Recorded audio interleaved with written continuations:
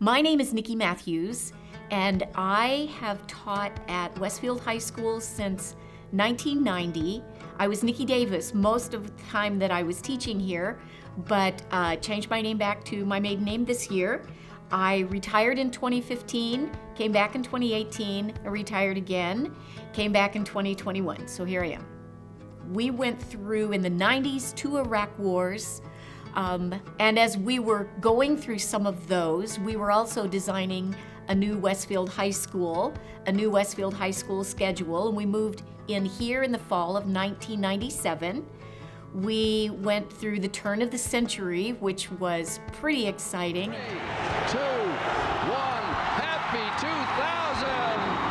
2000! We went through, for me it was particularly exciting because of when I grew up, but we had the election of our first black president. Help me God. Congratulations, Mr. President.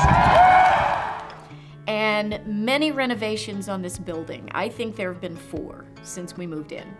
I was hired in 1990 to begin the journalism program. There was no journalism, and there was a yearbook, but it wasn't really sponsored by a journalism person. And so the community had asked for that. Journalism classes, they wanted students to have that experience. So this is the best kept secret. And it's from the very first year, which was my second year here, that I sponsored the yearbook. And the theme was because when I asked students what's wonderful about Westfield, they couldn't figure out what was wonderful about Westfield. So I forced them into finding out what was wonderful about Westfield. That was the best kept secret. And this is what they wrote about the very first newspaper. It was called The Rock Release. And it was named by students. I sponsored 24 yearbooks here. And my all-time favorite picture is a student named Matt Bonham.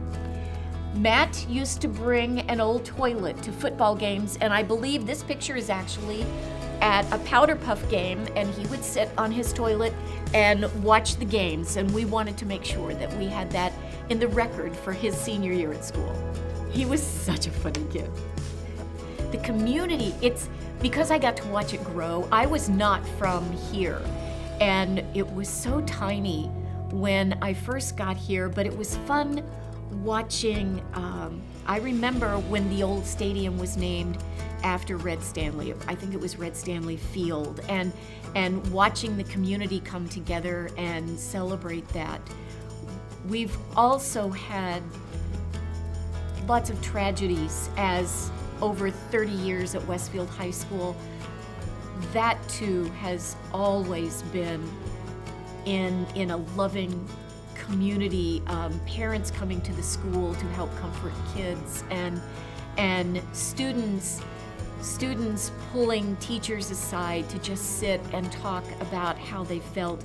But there is still that sense of little downtown Westfield, even as big as we are, and I think that impacts, even as big as this school is, it still impacts who we are and how we relate to students. I also got to watch us become more diverse because we were tiny little Westfield when I got here, and over the years I watched students who had grown up, they've been born here, raised here.